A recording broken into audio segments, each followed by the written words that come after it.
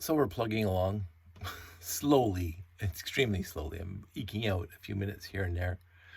And I just wanted to play catch up.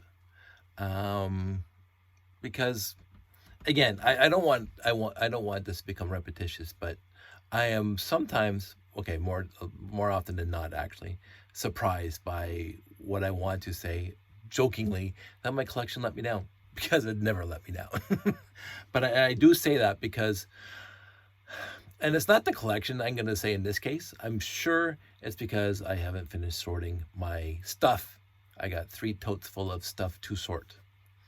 And I'm quite confident that I have these pieces in one of those totes, because Josh and I built some stuff a long time ago.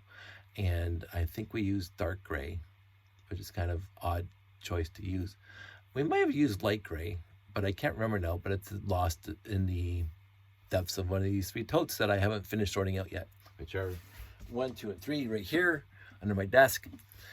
That's the last bulk I have to sort, but there are 3 big, huge Rubbermaid totes, and I just don't feel like doing it. And so there they sit. And again, when that's done, I mentioned this before, I have to clean up all the other sorts and maybe do some sub-sorting and, get it more aligned with Jeff's way of sorting. But in this particular instance, I needed these ladder pieces in dark gray. And you'll say, hey, Dave, you got 2 ladder pieces in dark gray, but I needed 4. And since these ladder pieces, I mean, they could be sorted into something else. I thought I would have had lots of these. As a matter of fact, I'm going to see what sets they came in, because I'm quite sure. Black, medium stone, old brown, old dark gray. Just a plethora of sets. Gator Landing, Robo Guardian.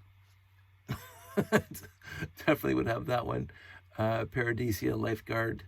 No, probably not. Black Knight's Castle, yes. Secret Mission Collector's Pack, I don't know. Lunar Lander, yes. But, and of course, just the one I'm talking about right now is the 6199. I need 4. But wait, says the people out there in the audience who know this kind of stuff. The hydrocrystallization base only needed 2. Yes. But I'm building 2 of them. and besides not having 2 of these, which again, slight letdown, I just never assumed that. So my best guess now that I have 2 of these, I think they came with the hydrocrystallization set, and this came with it because I don't have 2 sets of this. The rest of the stuff so far, thus far, I have way more than enough pieces to build 2, including these guys. As a matter of fact, I found 4 of these, which are really cool. And again, I'd never ever built with these before, but I'm looking forward to actually using these. I've seen them before. So I only needed 1 each, so I have 2 there. I think I needed 1 each. I hope I didn't need 2. Just scroll back down. Yes, needed 1. So I have 2 spares now for, I'm sure other sets had these things in this line. So you can see this vast array. I have all the yellow out. I have all the red out. I have all the light gray out, and I'm working in the dark gray.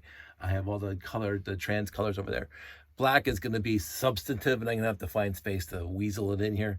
But sometimes I am actually surprised. We'll just say that's a nice way of putting it. Surprised that I do not have, multiple copies. And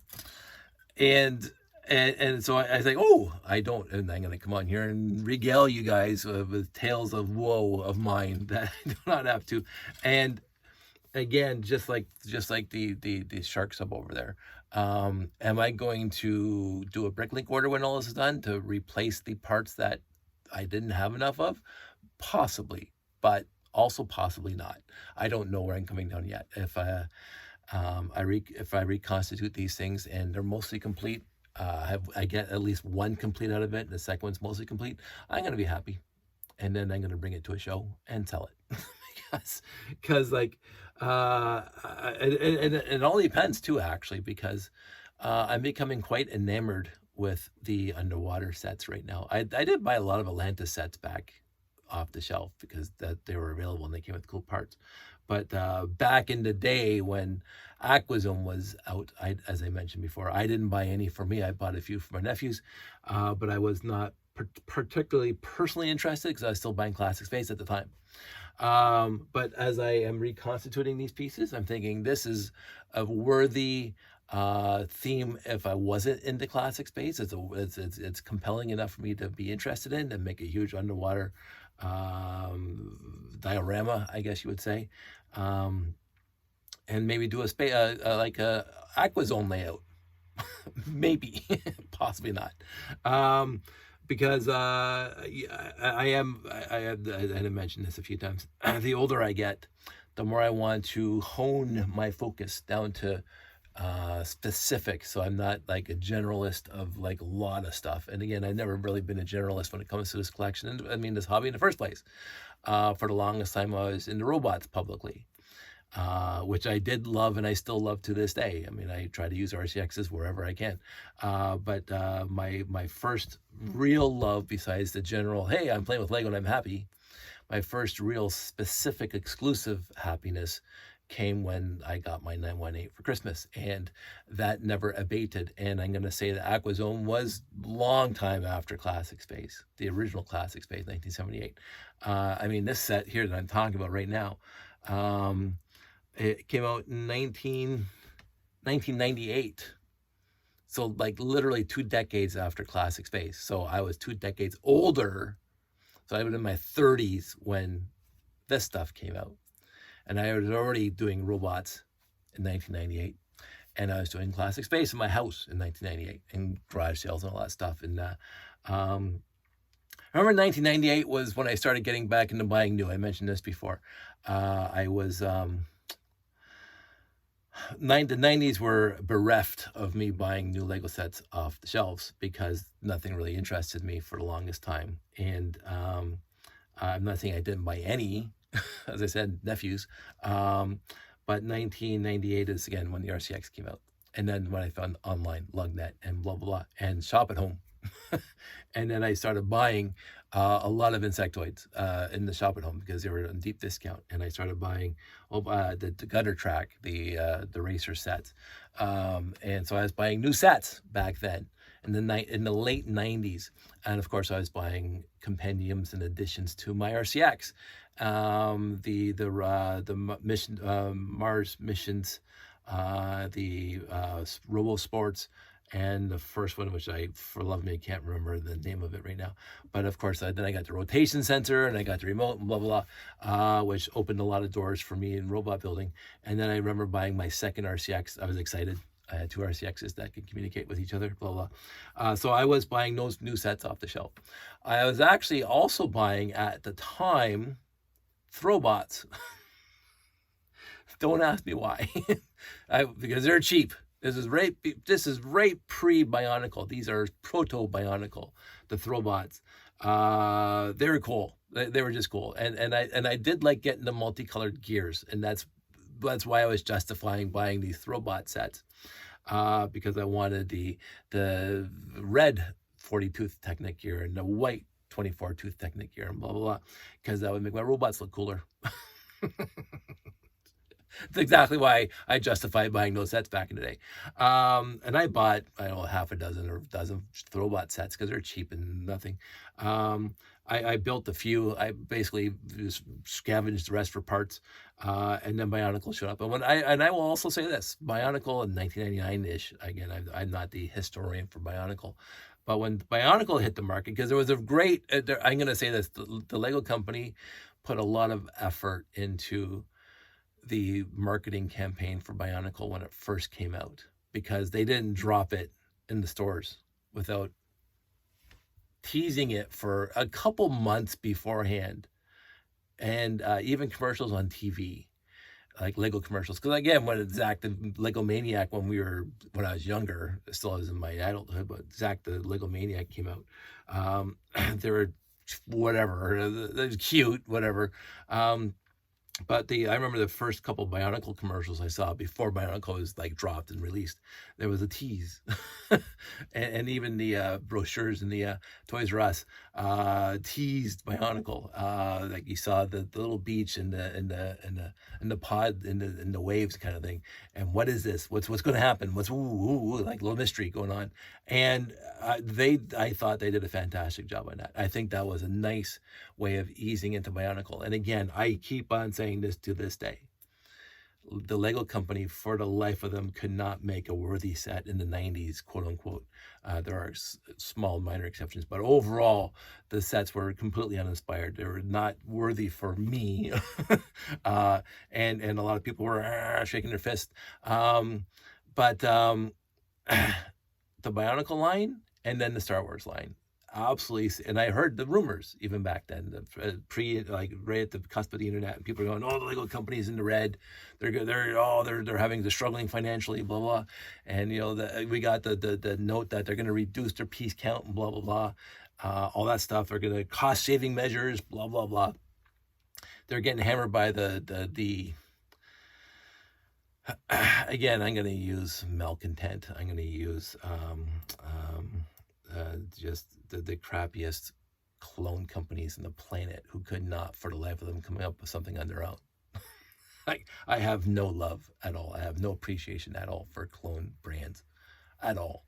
The ones that blatantly ripped off Lego, not the third-party stuff that we as fans will use for stuff that we want to accentuate our Lego collection, but the actual complete blatant rip-off, malfeasance of the anyway. And so they're getting hammered by those guys because they're putting out sets that had the same piece count when the parents were looking at two boxes that one has a piece count of 200 and one has a piece count of 400. And they're the same price. Of course, the parent's going to say 400 bricks is greater than 200 bricks for the same price. And that's what they're going to do, even though this says mega crap. Absolute mega garbage, absolute mega bleh. And this says Lego, which is quality, and I mentioned that before. And I even did a video showing Mega Block back then was absolutely crappy. It was horrendously crappy bricks. They wouldn't fit together nicely. They were too loose, they're too tight. The tolerances were sucky. The color was bleh. Like literally everything about Mega Block sucked. And they improved so much. Maybe. I don't care. I am an AFOL now. And they had their chance back 30 years ago to come up with something unique and on their own, and they ripped off Lego. So no, I'm not gonna. I don't care. I just don't care. They could be the best pieces in the planet. I don't care. And of course they don't even exist anymore. They're bought out by Mega Construction or whoever, Tyco, all that stuff. Like anyway, I'm not gonna rally my fist against those guys again. I was going somewhere with all of this. But anyway, so the 1998, 1999, I started buying again. And this came out in 1998. So again, I bought some for my nephews. And I watched them put it together. And Uncle Dave had to help. Too bad. And I liked them because they were classic space, or the Memtron space ish, as one of my friends just posted on one of my videos. That Aquazone was pretty much the same building techniques, the same stylistic approach to it, just different color schemes and underwater instead of in space. It is Mtron with magnets and underwater. So it's exactly the same as Mtron, except it's underwater and they have a different color scheme. Really, really cool sets, really cool factions. I'm going to enjoy building this. I was planning on building two Neptune, whatever you call these things, hydrocrystallization stations, not Neptune, whatever, because I have two base plates. So I was going to buy two. Obviously, I got the other one by itself, or it came in a lot that didn't have a lot of the pieces for the hydrocrystallization set, because I'm already missing three substantive pieces. Like I only have one, and I need two of those, and I have two, and I need four of those. Although making it this far with all the other pieces, I'm okay with that. I really am. And again, there's a lot of basic pieces in here, a lot of like plates and whatever, but it has the hydrocrystallization set. I mean, yeah, has like 7 of these. I think 7 of these. So I needed 14. Have it. Like why would I have 14 of these things? And then even the 2x2. Needed lots of those. Got them. So I thought that was going to be the limiting factor. Nope, not at all a limiting factor. Other limiting factors I thought were going to be something was these 1x2 tiles with the um, aqua shark stuff on it or whatever. Nope, got lots of those. So I have lots. I mentioned I got a bunch of those.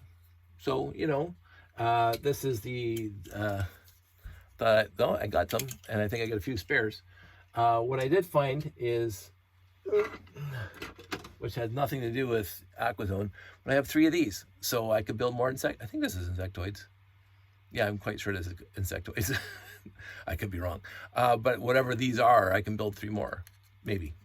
So I might start doing that at some point. But I got everything except now I am down to blue chromes. I got my chrome pieces already. Yeah, I got my chrome pieces. I got my shark. I didn't reconstitute the minifigs at all. I'm not even going to worry about that right now. I really am not.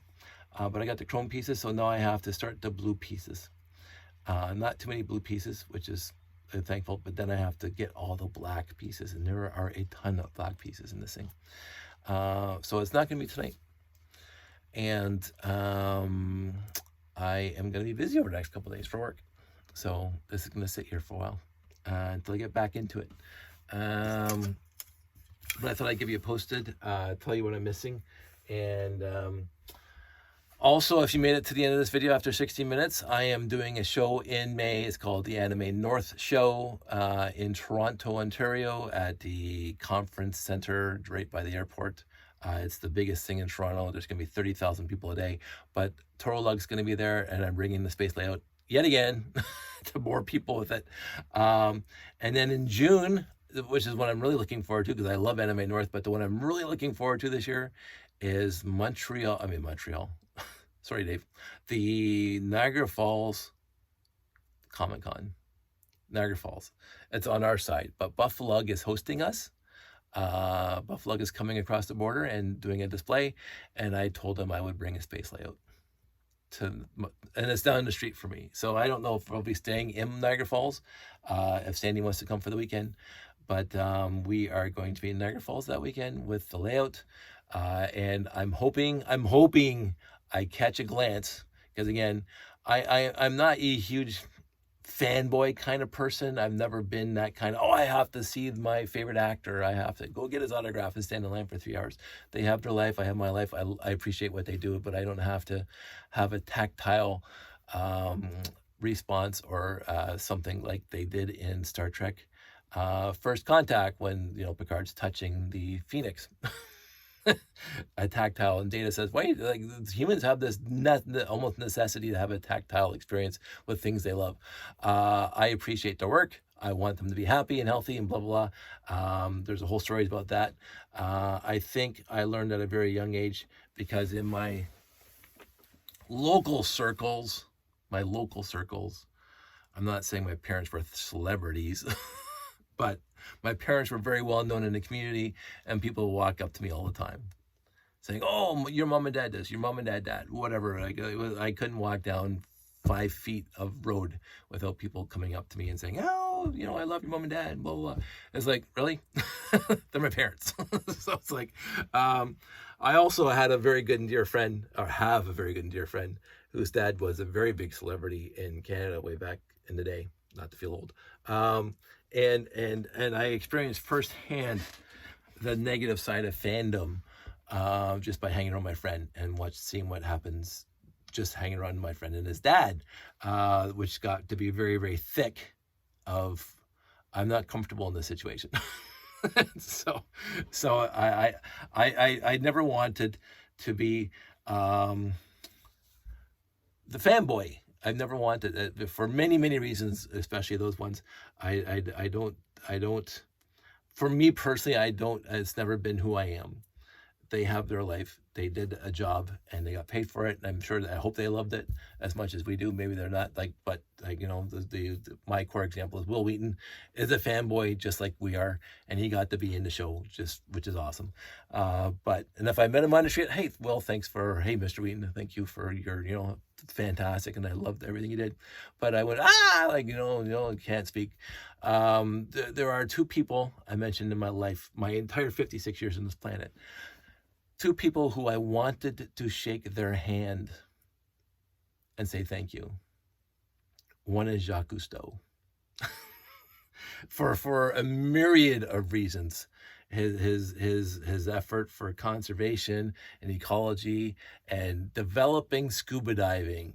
I mean, honest to goodness, and all those shows that we watched on Sundays, the Jacques Cousteau Hour or whatever, the Calypso and all the stuff, I will always have those childhood memories of just being 6 years old and watching Jacques Cousteau descend into depths. This fish scampered out of our view, in this little, I can't remember the names now, that big, huge bubble of this submersible that they took down to thousands of feet to look at, whatever. I was riveted to the TV set when Jacques Cousteau was on, and I wanted to shake his hand and say thank you, because I love scuba diving. It's seriously like one of my favorite things to do on the planet. And the other, honestly, and this will surprise people because I never had, as a kid, Lego's been my entire life. It's been in my entire life. It's never been my entire life, but it's been in my entire life. I got something hot in here this time because my hot lemon. And this thing just keeps everything so freaking hot. So it's not the family of Lego, the people who invented Lego, the old guy, Kurt Christensen, whatever. I respect him. I love him. I'm glad he did this. But I never had any kind of yearning, because when I was growing up, there was no internet. I had no idea who made the Lego brick. It's something that I got for Christmas and whatever, and play. It wasn't until I became an adult and I started looking into it and maybe doing a book report on it, whatever. Not that I did book reports when I was like an adult, but I started looking into it, and I got the World of Lego Toys when I got the tour from Jackie Chessman in Stratford and blah, blah, blah. And then, there's a whole history here that I previously had no idea about. That's interesting. Glad he did it, blah, blah, blah. And it's still a family company. But I have no need. I personally have no want. I mean, the truth be told, if Sandy and I decided to go to Denmark, of course I'm going to go to the Lego show. I'm going to go to the Lego company. Of course I'm going to go to the theme park. Like when we were in New York, we went to Legoland. Of course we're going to do that. But I have no want or desire, like it's my mecca to get to. It's not me. It's never been me. I appreciate my hobby right here. I don't have to go to the Mecca, the center of the universe. And if I do go there, I'm going to be happy. I'm going to be, this is awesome. I'm going to be like enthusiastically happy. But I have no external impetus or desire that I must get there before, it's on my bucket list. It was never on my bucket list. If I get there, I'll be happy. If I don't get there, whatever. So, but Jacques Cousteau, massively important to me as a person. The only other person that was as massively for my life has got to be Gene Roddenberry. It has to be Gene Roddenberry, because with the scuba, with the Lego, there's always been Star Trek. I mean, always been Star Trek. Now, again, as a fanboy, because I'm a fanboy, and I love people who do this, that want to get everybody's autograph, that want to stand in line. I want them to want to do that, if they want to do that. And they showed me, because I met huge Star Trek fans as big as me, and they said, I got Shatner's autograph at DixieCon 2000, whatever. And I use DixieCon because Sheldon said it. I don't know which con, but anyway. But anyway, and I got to talk to James Doohan. Like, I would have loved to talk to that guy. He's Canadian. It was an or. Like, so, but in the end, I never had the want, the desire, like I must get to a Star Trek convention. It was never part of my fandom. Not part of my fandom. I do not think I'm any less of a fan than people who do want to get to all the conventions. I'm happy for them that they do want to go to conventions. I'm happy that they make their own uniforms, and I want them to make it. And I'm going to be so impressed when they make their own uniforms. I do not have a uniform. I don't. I used to have like 300 Star Trek books. At least 300 Star Trek books. And sooner or later, I'm going to pull out. I just saw it the other day. My blueprints, which I kept, and the Starfleet technical manual, which I kept from my childhood. Those are the things I kept. But again, I had no want to keep 300 Star Trek books in my house. I read them, loved them, could tell you the synopsis of every one of them, but they don't want the Value Village. Let somebody else enjoy them now. I don't need them. I have the memories of me buying them and reading them and enjoying them, and Kirk and Spock going off on these grand adventures. And so that's how I handle my fandom for Star Trek. I do not think I'm less of a fan because I don't keep every single nugget in my house of Star Trek that came along that I've acquired over the years. But I do remember riding my bike down the Silver Snow when I was 16 years old to buy whatever, like a model or something of Star Trek. And all the models that I've had over the years, about models break and they get thrown in the trash. I'm sorry, they break and they're gone. I don't. That's how I handle my fandom. And yet when I go to my friend's house who are Star Trek fans and they show me their little Ertl model that they built in 1973 of the Enterprise, and they, oh, this is awesome. I'm enthusiastic because I love it. And I love them that they love it too. But the guy who created it all, and again, I'm not even going to get into the debate whether or not people love Gene Roddenberry or hate Gene Roddenberry. To me, it's irrelevant. Without Gene Roddenberry, there would be no Star Trek. And that's as simple as that. I personally, from my reading, from my take, yes, he was a dog. But then again, most Hollywood producers were overall. But he wasn't a dog. He wasn't over at Epstein's Island, which one we would talk about. He Imagine Barrett, Roddenberry, loved him and married him. So I don't think he was a bad guy. And yes, Gene Kuhn came up with all the mythos, a lot of the mythos behind the scenes of the Klingons and the histories and blah blah blah, and like there's a lot of people contributing to overall what Star Trek became, because again, it was just a TV show in 1964 in the pilot that they had to sell to make money so they could feed their family and drive their car around. It was just a show to them. It didn't become the myth that it is, the je ne sais quoi of Star Trek. But again, I also say this: Star Trek, without Star Trek, there's no Star Wars. Like I know Gene, I know oh, for crying out loud, I'm going back to bed. George Lucas, he's even said that. I love Star Wars, not as much as Star Trek, but I love Star Wars. But he even said, like, he watched Star Trek as a kid. Like, this is a show that inspired so many generations to do all this kind of beautiful stuff, and you look at the stuff that came out of it, like Ronald Moore went off and did Battlestar because he did Star Trek first, and Battlestar is one of my favorite sci-fi series, literally of all time. Like, it was so good. Again, as a series, Star Trek's a way of life, by the way. So Star Trek is exempt from any other top 10 list of favorite shows. So, but I love Battlestar. I love both versions, old and new, because again, that's the kind of fan I am. I am that fan that appreciates what they're trying to show me, whatever it was. There's a scale. Lost in Space, the TV series, was pretty low on the scale, but I watched them all because it's science fiction-ish. And Bill Mumy, one of my favorite actors, who went on Babylon 5, one of my top 5 favorite science fiction shows of all time. That's not even a contest. But all that stuff, I mean, again, you get into this, if you read The Making of Star Trek, I think it was in The Making of Star Trek, that came out in 1968, written by David Gerrold, the guy who wrote Trouble with Tribbles. When Gene Roddenberry was shopping Star Trek around to all the studios, one studio sat down with him for a very long time and quizzed him on all the stuff, that how he's going to do this, how he's going to do the ship, how he's going to do the special effects, how he's going to do all that stuff. And then they refused the script. They said, no, we're not picking up the option of this show. And then they came out with Lost in Space. That's I don't quote me on that, but somehow I remember hearing that at some point. And Roddenberry was a little bit chagrined, as they say, that they basically fished all that information out of him, how he's going to do all these various things, and then they made Lost in Space. But in the end, it is what it is. I'm sure there's a whole bunch of tangents that I did not wrap up because I'm tired and I'm going to go to bed. I have a bunch of driving to do tomorrow. This is what I got today. You will probably see the next video tomorrow whenever I drop this.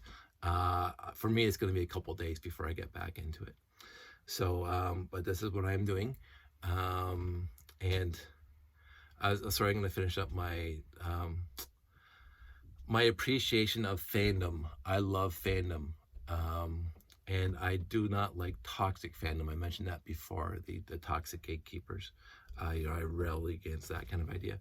But I do love fandom, and there are many, many well diversified ideas of how they want to approach their fandom. And I'm there for all of it. I have not been repulsed or unattracted or unappreciative of other people's efforts into the way they want to approach their fandom. Whether it be uniforms or books or sitting in the coffee house for 3 hours talking about why the Kardashians were not the Kardashians were the worst people on the planet, in the universe. Why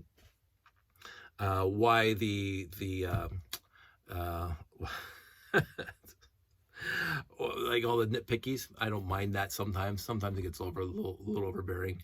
Lord, I don't look for nitpicks about stuff unless it's blatantly in your face. Like the All Good Things, which is one of my favorite series endings ever. But in All Good Things, the anti-time was started by allegedly the same deflected dish in 3 different times. That's what started the anti-time. That's what Q said. And that's what they figured out. Because they had the Enterprise in the future, you had the Enterprise in the present, and you had the Enterprise in the past, when Picard's jumping back and forth. But the Enterprise in the future did not have its deflector dish start the anti-time scan. Well, start the scan that became the anti-time, right? It was Beverly's ship, the Pasteur, that started that in the future. And then some people go, oh, but the Pasteur had used the Enterprise deflector dish. Somehow it got transferred over to the Pasteur. Whatever. It's a huge plot hole flaw in the last episode. If you haven't seen it yet, sorry for spoiling it. But All Good Things, it's just a fantastic 2-hour episode of Star Trek. Overall, as the 2 hours, for me, All Good Things for the 2 hours itself holds up better than Best of Both Worlds. Now, to be said, the first hour of Best of Both Worlds is peak Star Trek, period. It is like the best. It's not my top 1 episode of all time across all series, but the Best of Both Worlds Part 1 is just so fantastically awesome Star Trek. Best of Both Worlds Part 2 is good Star Trek, but it wasn't fantastic. It was hard, again, the expectation after 2 months of summer waiting for Part 2 to show up, you build it up in your head because it was so, so ton, ton, ton, ton, ton, ton, ton. Record says fire. And then you have to be continued. 2 months has to go by before you see the second part. So how do you live up to that cliffhanger ever? I mean, forget who shot JR, which again I lived through. Forget like all the other cliffhangers that all the other TV shows were doing at the time. Forget that. The Best of Both Worlds Part 1 was literally the best cliffhanger in any series ever. I dare you to debate me on that. but Part 2 was good, but it was so... The friction between Riker and Shelby had disappeared. Again, not without justification, because she was the first officer. She got what she wanted. And it was great seeing her in Picard. Not again, spoil it for you. Season 3.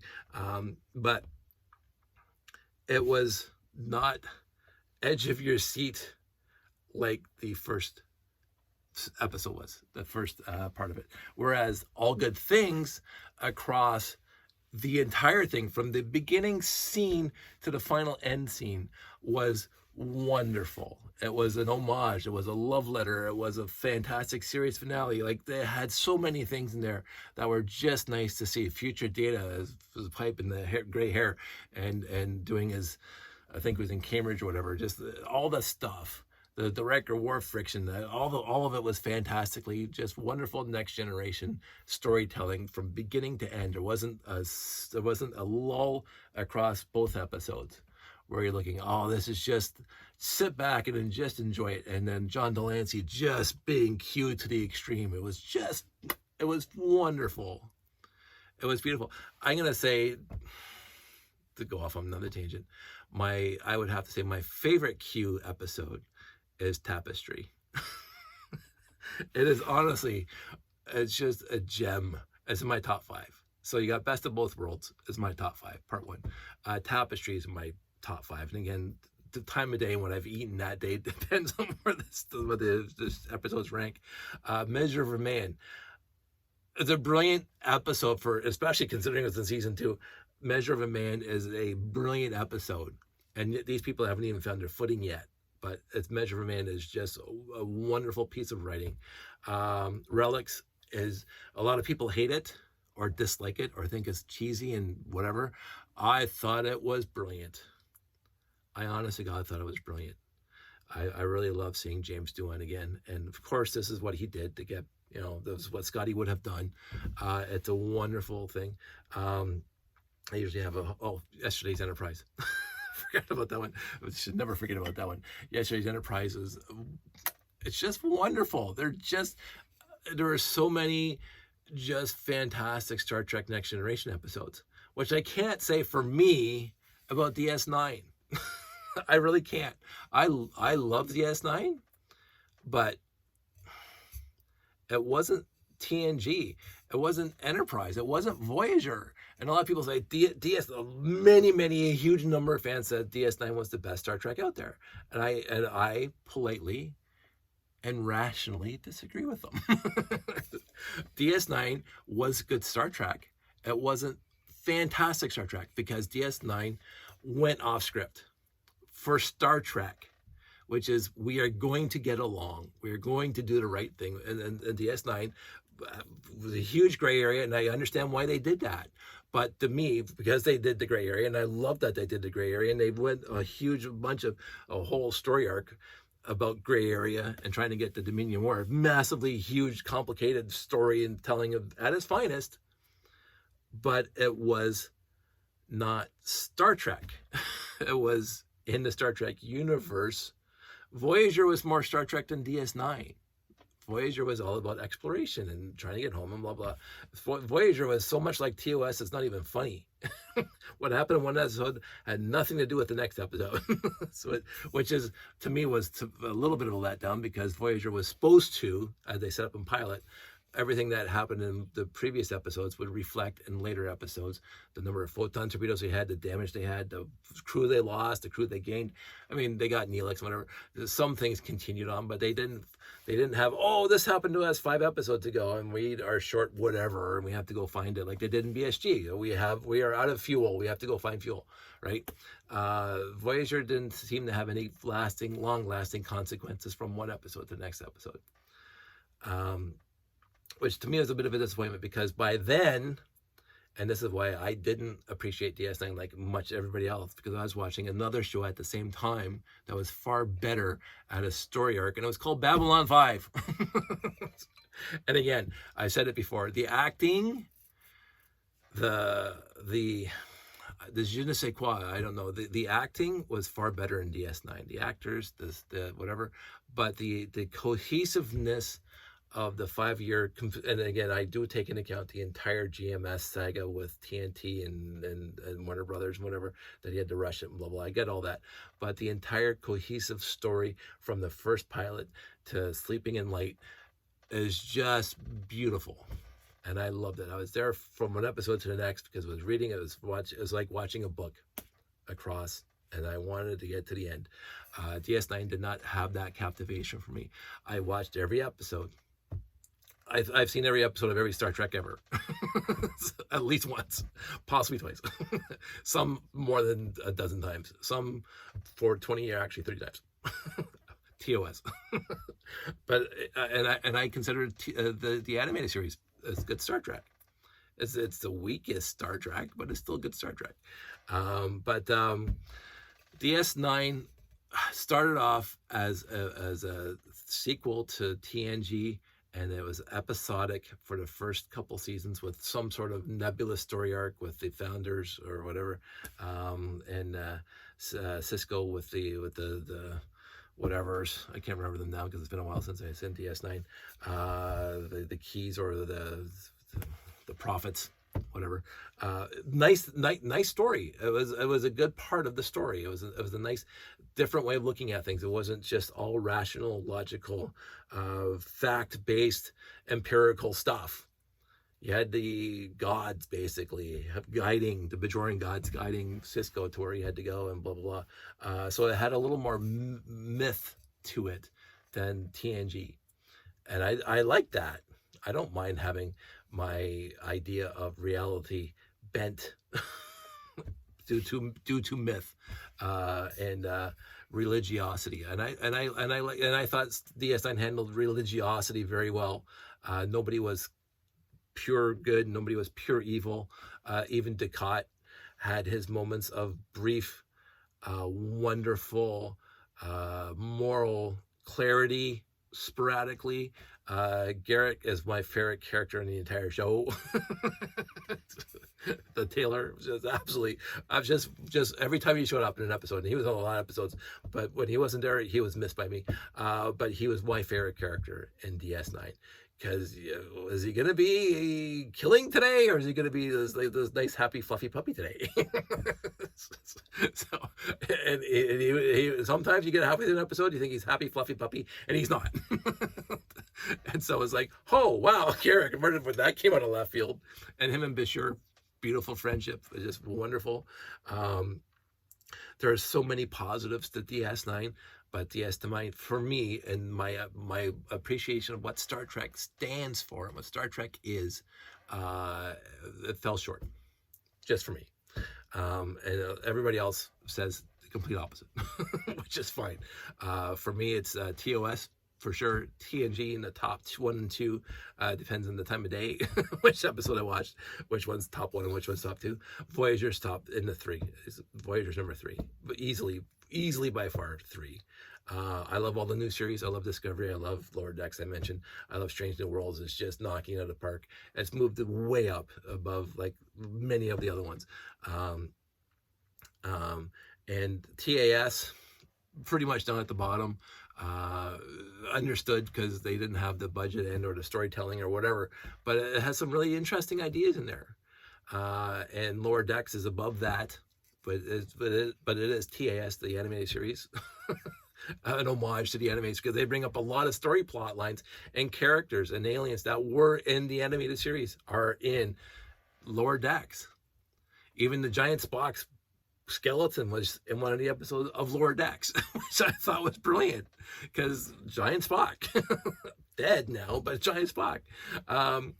So I'm liking that Lower Decks makes a huge homage to the animated series, because I grew up on the animated series, because I was born halfway through the original run.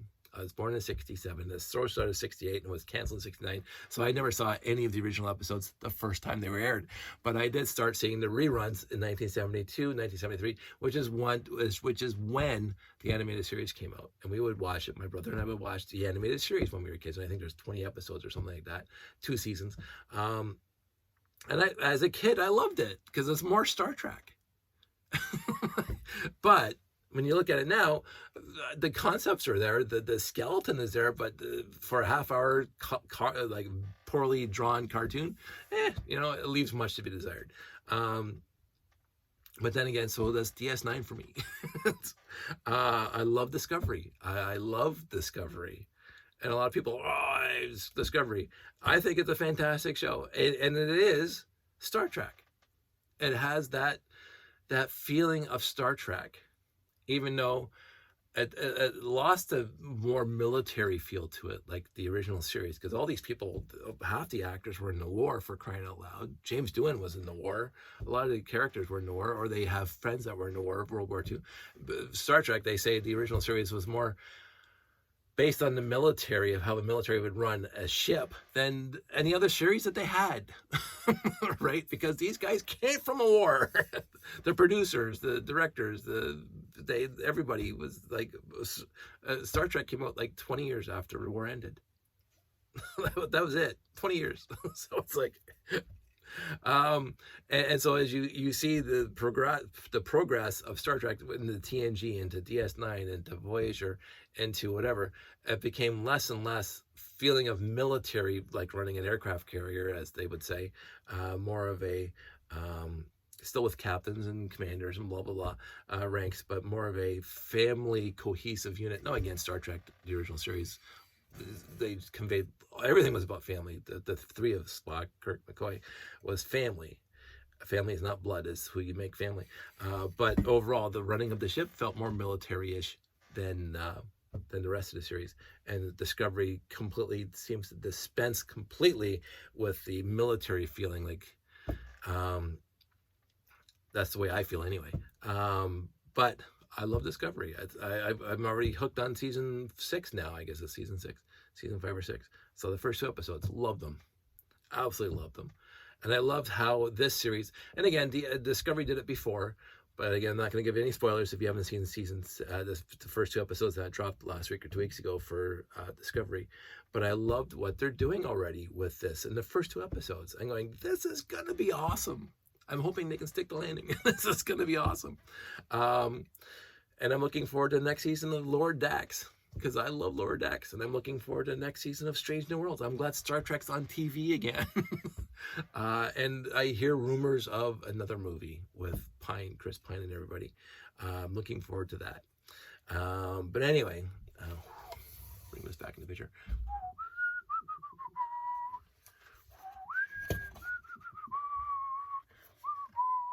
I'm just saying. Star Trek, greater than Star Wars. I love Star Wars, but this thing, again, what I'm holding it like this, I keep on thinking of Requiem for Medusa. It's amazing how my mind thinks. If you don't remember the episode, it's Reyna. The android Reyna, that we didn't know was an android until the very end, and he had the power to grab the entire starship and put it onto his desk and freeze them in time. He had that, and then boom, the Enterprise is on the desk, and then Kirk looks in the view screen. It's like, okay. I love original series episodes. They are so campy at times, and it's just like they're so charming. But I don't think. Again, I got to wrap this up, but I can go off in so many tangents. I watched the Doomsday Machine again the other day, and Doomsday and the what's the other one? Balance of Terror, the top 2 episodes in the original series. Enterprise Incident's up there too, by the way. I love the Enterprise Incident. It's just a wonderful episode. But the Doomsday Machine is the one of the few episodes that I loved the original better than the new CGI'd one. Now, again, they tried very hard to make sure the CGI wasn't like Han shot first issue. They tried to make the CGI look exactly shot for shot like the original FX that they did back in 1966. So if the Enterprise went around the planet like that, the new CGI, the Enterprise and the Doomsday Machine came here, and the old paper mache model, that's what they did with the CGI. But the Doomsday Machine, for me, was such a powerful episode when I was a kid. It's one of those ones I remember since I was 6 years old. And I remember vividly just being glued to the set when the Enterprise was attacking the outer shell of the Doomsday Machine. And the CGI doesn't do it justice, even though the old effects are so bad and so dated now. And also Balance of Terror. I like the original Comet better. The original FX back in 1966 of the Comet seemed to be a lot more real than the CGI version. Like it seemed a lot more real to me. Um, and Balance of Terror, every time they would jump to CGI shot, it took me out of the story because it was like because again, these are 2 episodes I remember from when I was a kid. All the rest of the episode, all the rest of the series, Whom Gods Destroy, fantastic episode. Like the Enterprise itself in space was not part of the story. So many episodes of TOS, the ship itself was not part of the story, but for Balance of Terror and the Doomsday Machine, the Enterprise specifically is part of the story, shot for shot. It needs to be there. It needs to do stuff. It needs to, blow up something or attack something or whatever. And then you feel the tension building because, again, like Balance of Terror, they're after that little Romulan guy. The Romulan bird of prey. They're after him and he hides in the comet and blah, blah. And so the Enterprise and the Romulan warbird are part of the story. And cutting between the scenes of the Romulan commander, Mark Leonard, the Romulan commander talking to the Captain Kirk on the view screen. We could have been friends in another life, blah, blah. And then you see the thing just kind of hanging there, spinning listlessly, and it blows up on the original effects. When you jump between the old 60s style interior bridge straight to looking at the new CGI version of the Romulan warbird, it takes you out of the show. Like it's glaringly different enough that boom, I'm out of the episode. This is CGI. All the rest of the episodes, well, most of the rest of the episodes, when the Enterprise wasn't prominently needed to move the story along, it doesn't matter. The Enterprise orbiting a planet. Okay, that's fine. Don't care. They beam down and find Murray. Okay, fine. Don't care. Right? Even Whom's Gods Destroy, which is a wonderful episode. Like, I just love the episode titles from the original series. Whom Gods Destroy is just a brilliantly wonderful title. It's just, here's this old captain that has so much of Starfleet and the Federation appreciating who this guy was, and he went mad. Just Whom Gods Destroy is just the title gives it away. It was The Children Shall Eat Me. Not a good episode. Let That Be Your Last Battlefield. Wow. Okay, again, it's blatantly obvious and hits you in the face, but again, doesn't matter. Doesn't matter that it was that blatant to talk about racism. But what's the other one? A Private Little War. Oh my goodness. Like, you don't get it when you're a kid, but when you watch it as an adult and you realize what was going on in the 60s, brilliant idea for a show that hopefully people watch. But then you get I think it's called, this wasn't called The Apple. What's it called? The Apple? The Apple, I think, is when they had that little reptile thing on the ground and the planet that people were worshiping.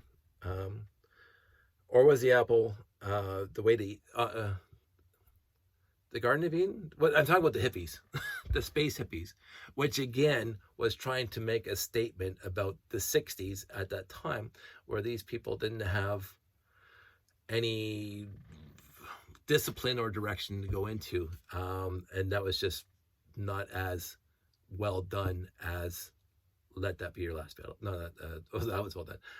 A Private Little War, to discuss what was going on in the 60s.